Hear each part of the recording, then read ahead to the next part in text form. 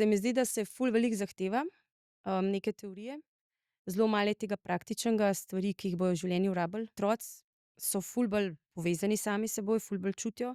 ampak pol nekje se to izgubi in to vidim, da naučiti človeka, da začne sebe poslušati. Ne da razmišlja o tem, kaj mora v določenem trenutku reči, da bo prav,